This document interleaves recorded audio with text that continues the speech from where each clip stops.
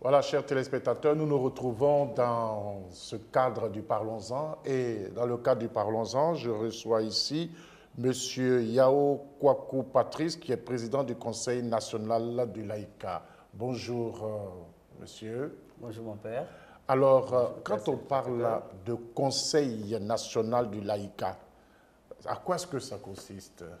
Le Conseil national du laïcat catholique de Côte d'Ivoire est une association publique créée par nos pères évêques en vue de coordonner les activités des associations, tous les mouvements ecclésiaux de Côte d'Ivoire. Ce conseil résulte des retombées du Vatican II, pour lesquelles nos pères évêques ont voulu pour inviter les laïcs à participer à la promotion de l'Église, à l'éducation de l'Église et à l'éducation de la famille, de la société, créé au niveau du Conseil, au niveau de l'Afrique de l'Ouest. Les pères de la conférence ont créé un conseil régional du laïcat catholique. Et c'est donc de ce conseil régional que découle le Conseil national du laïcat, lequel a créé dans chaque diocèse un conseil diocésain du laïcat. Mais quelle est la différence entre le Conseil diocésain du laïcat ou bien le Conseil national du laïcat et l'Association des cadres catholiques? Alors, le Conseil du laïcat rassemble tous les mouvements, associations, groupes de prière, communautés nouvelles, dans lesquels les laïcs œuvrent pour l'évangélisation, pour l'éducation de la société. Donc, tout comme la FEC, la GEC, la Légion de Marie, l'Association des cadres catholiques fait partie du Conseil national du laïcat catholique. Alors, les objectifs, quand j'ai lu un peu vos documents, les objectifs que vous voulez atteindre sont simples.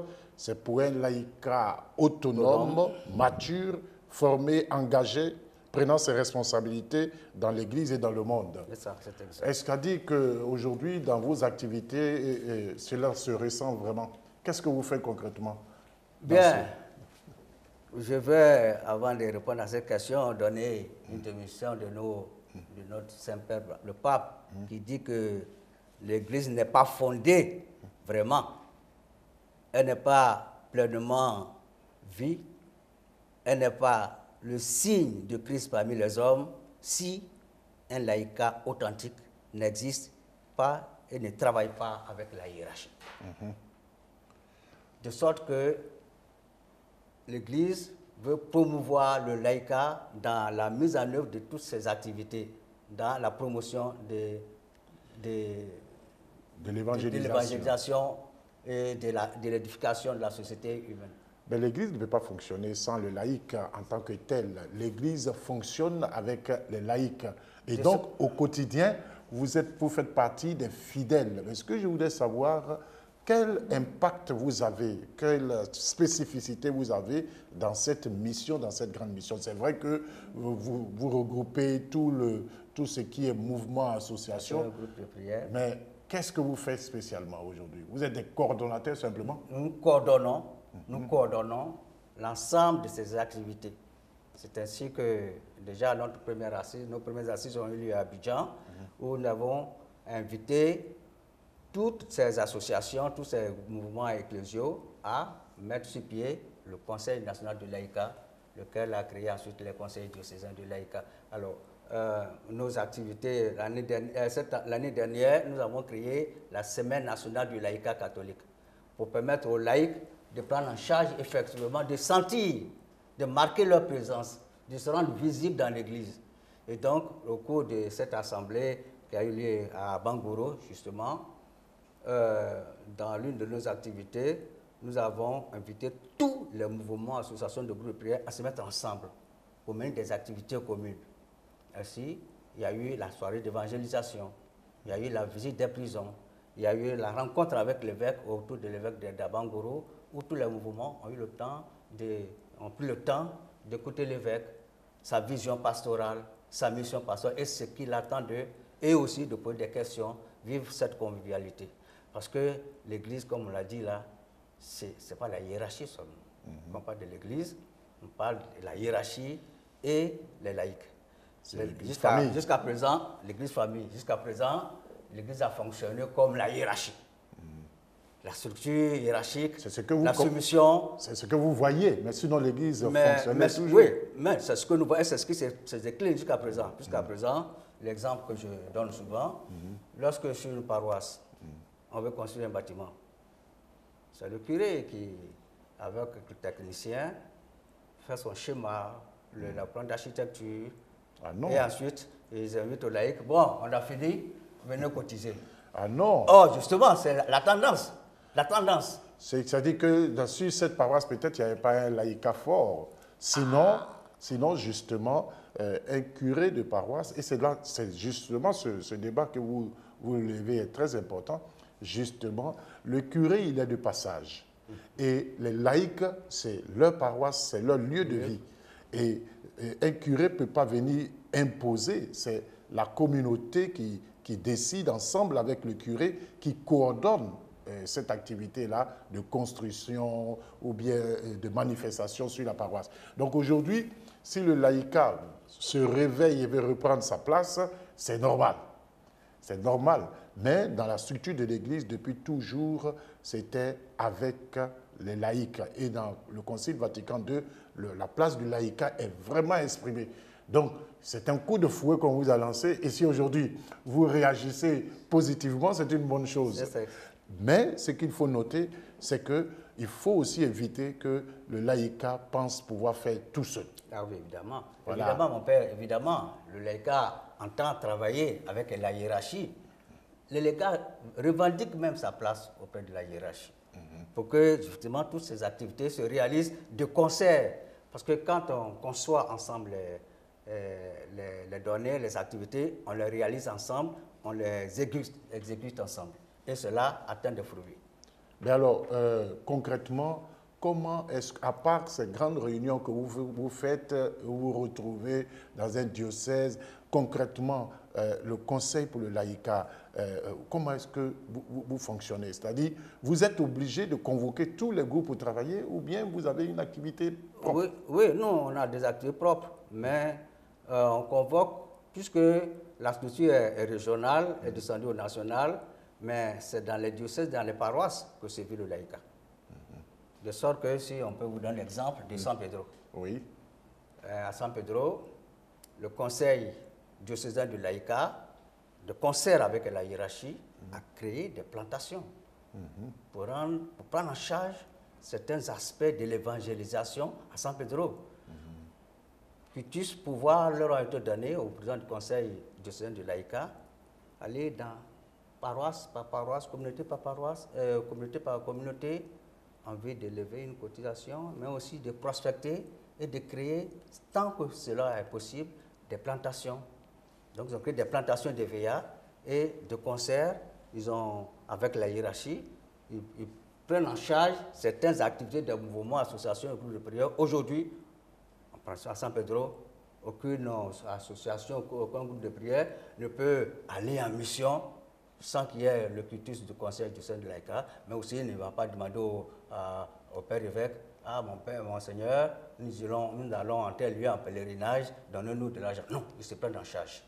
Alors, dans ce contexte-là, l'implication des laïcs dans la vie de l'Église, est-ce que vous avez pensé à toutes ces spécificités qu'il y a, ces architectes, ces électriciens, ces dessinateurs? Est-ce que tous ceux-là, vous les avez cooptés par groupe pour que, justement, dans ce fonctionnement de l'Église, quand l'Église a besoin de quelque chose, que ces architectes-là se présentent pour la construction d'un bâtiment de l'Église, et s'il y a des décisions à prendre à un quelconque niveau, que ces structures ou bien ces corporations, est-ce que vous avez déjà trouvé ces corporations? Alors, vous ouvrez une porte ouverte déjà. Dans le cadre de nos activités, donc nous sommes en train de répertorier diocèse par diocèse, paroisse par paroisse, et ensuite diocèse par diocèse, et on ira au niveau national, toutes les compétences des fidèles laïcs catholiques pour les mettre à la disposition de la hiérarchie. Récemment, nous étions à Daloa, et donc on disait à notre père évêque justement qu'il doit avoir à sa disposition justement ce dont on parlait, les architectes, lorsqu'on veut construire un bâtiment, mais tous les géomètres, tous ceux qui gravitent autour de l'éducation d'un bâtiment. Mais aussi, nous avons dit, pour protéger le patrimoine de l'Église, pouvoir trouver dans son diocèse que sont ceux qui sont à même de lui délivrer les documents recensés paroisse par paroisse, diocèse par diocèse, communauté par communauté, les bâtiments, les biens de l'Église, les répertorier et faire les documents afférents pour pouvoir les protéger, de sorte qu'on puisse à un moment donné savoir l'Église a telle richesse. Voilà pourquoi nous avons commencé déjà. Voilà pourquoi je dis vous venez de vous réveiller, parce que le laïcat, depuis, devait prendre ses responsabilités. Vous avez jeté toujours la pierre à la hiérarchie, mais si aujourd'hui, et je vous félicite, je félicite vraiment le laïcat dans son conseil national pour ce travail qui est fait maintenant, il n'est jamais trop tard, que les fidèles chrétiens prennent leur place dans l'édification de l'Église famille. Et il y a nos téléspectateurs qui sont là, sont interpellés parce qu'on a des compétences qui ne sont pas mises au service de la communauté. Et les gens sont assis sur leurs compétences. On peut être à l'église, on voit qu'il y a un problème d'étanchéité ou bien même un problème structurel au niveau du bâtiment. Il y a un architecte qui est là, il ne va jamais se lever pour aller voir le curé pour lui dire « Mon père, pour ce problème-là, ce que je pense, voilà, il faut qu'on fasse ça, on fasse ça. » Ce sont tes compétences. Alors, quand on va prendre des gens ailleurs, vous dites « Bon, on allait chercher des gens. » Je pense que c'est très bon ce que vous êtes en train de faire. Mon père, vous le dites bien, vous le dites bien, et tel est notre objectif. Mais nous observons, les laïcs ne s'engagent plus. L'action est double, si on veut dire. Oui. Il y a des curés, il y a des prêtres, même qui font leur affaire. Et j'ai un exemple où, par exemple, on voulait construire un bâtiment, je ne vais pas dire le lieu, où l'évêque a choisi son bon petit architecte pour réaliser l'œuvre. Mais à la fin, ils se sont rendus compte que mais ce bon petit architecte, c'est sucré sur l'activité. Alors que si on avait lancé le marché, l'appel d'offres, on aurait eu des bons architectes qui viendraient pour réaliser l'œuvre. Je suis de la paroisse Notre-Dame de l'Incarnation. Oui. Alors, ce que je voudrais dire, sincèrement, c'est que l'acte que vous êtes en train de poser est très bien. Et revaloriser le laïcat, c'est une très bonne chose. Ce que nous attendons aujourd'hui du laïcat, qu'il soit un laïcat fort, un laïcat agissant, c'est un laïcat qui agit en synergie avec la hiérarchie. Et nous sommes heureux que déjà vous ayez pris cette voie-là et nous souhaitons que ça aille pour le mieux. Alors, une dernière question avant d'aborder un peu ce programme de l'Assemblée que vous allez avoir. Est-ce qu'aujourd'hui, sur toutes les paroisses, vous pensez que vous avez des relais? Bien, notre action en chemin, comme nous l'avons dit, là nous sommes partis du régional, ensuite nous sommes descendus au niveau national et nous sommes au niveau diocésain. Et il appartient au conseil diocésain de descendre dans les paroisses. Mais l'action est à l'œuvre.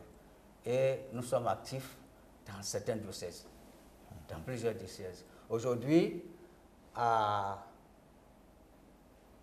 hormis au Djéné, qui n'a pas de conseil diocésain, presque tous les diocèses ont leur conseil diocésain, soit installé ou soit déjà d'office, parce qu'il y a Mans et Grand Bassam qui n'ont pas encore installé leur conseil diocésain, mais il y a une délégation qui vient toujours à nos assemblées. Alors, vous allez avoir une deuxième assemblée générale du Conseil national du Daïka de Côte d'Ivoire, et c'est à Bangourou, n'est-ce pas? Alors, les points forts, ça commence quand et ça se termine quand? Alors, cette assemblée générale aura lieu du 30 mai 2019 au 2 juin 2019 à Bangourou, comme vous l'avez dit, sous la présidence de Monseigneur Boniface Ziri, président de notre commission. Et le thème principal de cette assemblée-là, de cette rencontre, c'est « Avançons au large pour un laïcat plus responsable et fécond ». Vous allez au large. Ah oui. Vous étiez au bord. Voilà, on a pêché toute la nuit, on a sollicité, ou vous avez sollicité, on n'a pas répondu. Maintenant, nous allons aller pour être plus fécond, plus prospère. Vous allez aller au large. Ça, c'est une bonne chose. Et puis, le deuxième thème, j'ai vu, c'est, on pourrait dire, la contribution, voilà, des fidèles laïcs à la mise en œuvre du plan stratégique pour la communion et l'autonomie de l'Église en Côte d'Ivoire. Ça, c'est un atelier. C'est ça. Donc, alors, oui, donc il y a le thème général que j'ai énoncé. Maintenant, on aura 3 ateliers. Le premier atelier, la contribution des fidèles laïcs à la mise en œuvre du plan stratégique pour la communion et l'autonomie de l'Église en Côte d'Ivoire. Nos pères évêques ont édité, ont élaboré un plan stratégique pour l'autonomie de l'Église en Côte d'Ivoire. Et donc, nous voulons prendre notre part dans la réalisation de ce plan stratégique. Ensuite, le deuxième atelier, c'est l'autonomie financière des conseils diocésains. Nous avons mis les conseils diocésains en place. Il y a certains qui sont actifs, qui sont prospères, qui travaillent bien, mais d'autres sont à la traîne. Donc, comment rendre ce conseil-là autonome? C'est le père Émile Sialou, anciennement directeur des œuvres catholiques de San Pedro, qui est un peu notre référence, mais maintenant qui est à la Caritas. Secrétaire du Fonds national, oui, qui viendra déployer cet atelier. Et ensuite, comme vous l'avez dit, là, nous ne sommes pas seulement dans l'Église, nous sommes membres de la société ivoirienne. Et déjà, au niveau du laïcat, nous voulons préparer les élections. Et donc, la troisième communication, c'est l'engagement des fidèles laïcs pour les élections justes, apaisées en Côte d'Ivoire. Un membre d'une société civile viendra nous dire comment les laïcs peuvent participer et même comment, peut-être, nos conseils diocésains peuvent être des observateurs pour ces élections. En tout cas, nous sommes heureux de voir qu'il y a un laïcat au niveau national là, qui commence à travailler, à prendre sa place au niveau de l'Église. Et je voudrais rappeler à nos téléspectateurs que pour l'Assemblée générale de ce conseil, nous avons la date du 30, c'est le début, et ça prend fin le dimanche 2 juin, et c'est à Bengourou, et ils sont tous invités, tous les laïcs sont invités, tous les mouvements sont invités, et nous prenons rendez-vous donc pour à Bengourou du 30 mai au 2 juin. En tout cas, merci d'être venu sur ce plateau. Ce que je voudrais simplement retenir de cette rencontre que nous avons sur ce plateau, c'est que le laïcat est en marche. C'est exact. Et l'Église reprend vie et l'Église famille retrouve ses marques parce que le laïcat s'est senti concerné par la vie de l'Église. En tout cas, bon travail. Merci et puis beaucoup. Bonne assemblée générale. Merci et beaucoup. Puis que Dieu vous aide dans vos travaux. Merci beaucoup. Je voudrais terminer, si c'est possible, faire ce que nous avons retenu comme notre slogan. Notre slogan, nous le tenons du cardinal. À l'époque, il était président de la commission et qui nous disait qu'un laïcat fort fait une église forte. Nous l'avons retenu, un laïcat fort fait une église forte. C'est ce que nous voulons être. Alors, merci de faire de notre église une église forte parce que vous êtes des laïcs forts. Merci. Allez, au 2 et au 30, du 30 au 2. Merci. Merci.